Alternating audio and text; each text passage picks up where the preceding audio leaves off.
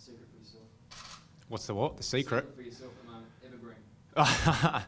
No, I'm enjoying my footy. It'd be nice to have a few more wins as a team, but as long as I'm contributing and playing my role, I'm happy, but team success comes first. Obviously, you'll go through the review a bit later on, maybe on the weekend or early next week. What's the wash-up, sort of general feeling after that performance last week? It's bitterly disappointing. I definitely think, looking back on the game now, we had our opportunity to win the game. That third quarter when we hit the lead, and then to let it slide the way we did is disappointing. That they got on top in a number of areas late around the stoppages, centre bounce a number of times where they go forward and kick easy goals. So that's frustrating, and we'll sit down and look at that and hopefully tidy it up going forward. How do you fix it? Well, we fix it by getting our communication right around the stoppages and getting our structures right, and that's a starting point.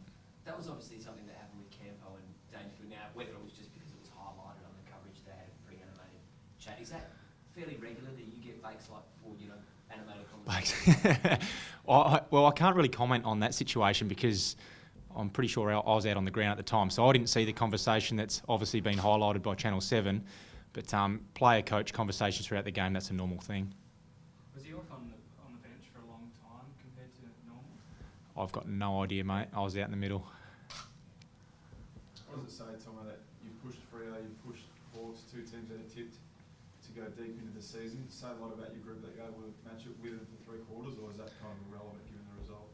I think it shows in patches at the moment we can get it together, and when we get it together it shows we can match it with the best of them. And you mentioned Fremantle and Hawthorn, but it also shows that we're not doing that consistently over four quarters, and as a team at the moment that's the frustrating thing, because we can see that glimpses of our best footy is good enough. It's just a matter of getting that together consistently over four quarters. And the big Texan obviously copped a real nasty one as he, I think he stayed the night as he came back. Yeah, he'll be sore. There's no doubt about that.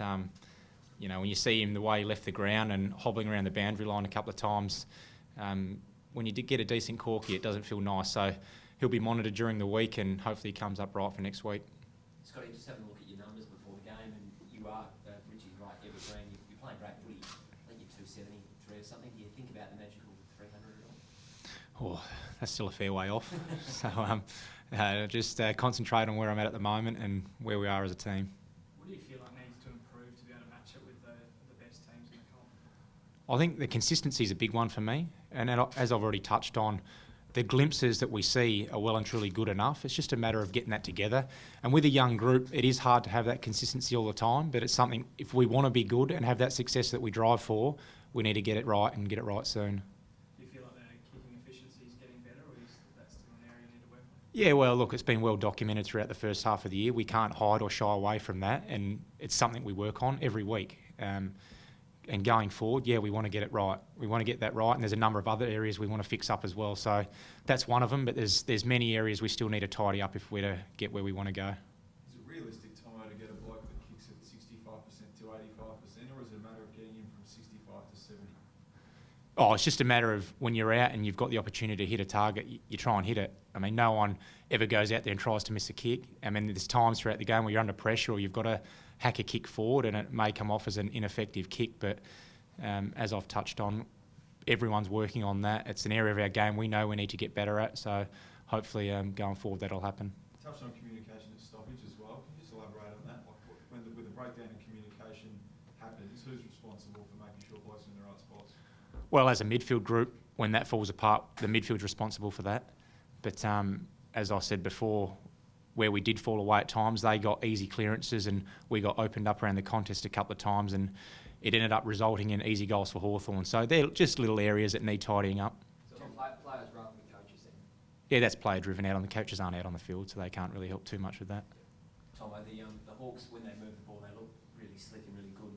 How do you rate them? You've played obviously 11 games now for the season. Where do you sort of compare? Well, you look at their season so far, the last 3 weeks now they've won 3 in a row, but they're starting to get their game up and going, and sitting back from afar when I watch them play, I still think their ball movement is the best in the competition, and when they are up and going at their best, it's very hard to stop. And we saw patches of that last night, but in saying that, when we get our structure set up right defensively, I think we're good enough to shut it down. Phil said before the game he really wanted you guys to take the game on. Do you feel like you took the game on or played too We took it on in patches. It falls back to that consistency that I was touching on before, and when we do take it on, we're quite a dangerous side, and we saw that in the third quarter where we were able to score goals quite quickly. But when we did play safe, and we probably did play safe too many times last night, it plays into the opposition's hands. So another area that we can get a little bit better at, which will help us. Is there an update on Brad Crouch at all?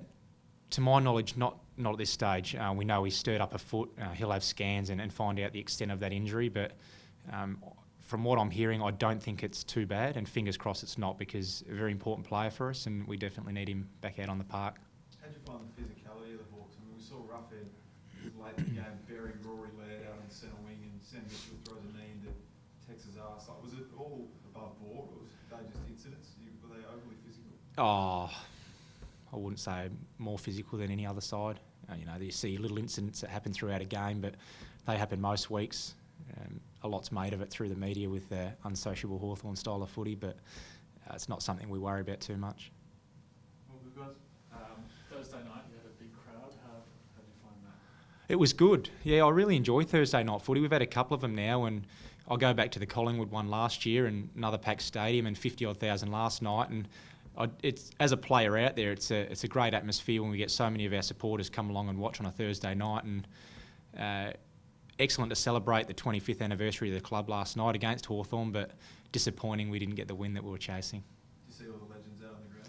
Yeah, before the game I saw a photo afterward that the club must have posted somewhere of all of them in a selfie type setup, but it was good to see so many old heads around the place. Stir up a bit of emotion? A little bit. Some of the guys, well, there's a lot of them there that I hadn't played with, but there was a handful that I have played a bit of footy with, so it's nice to see their faces. If you could have one of them out of that group, who would you have? Too tough a question, mate.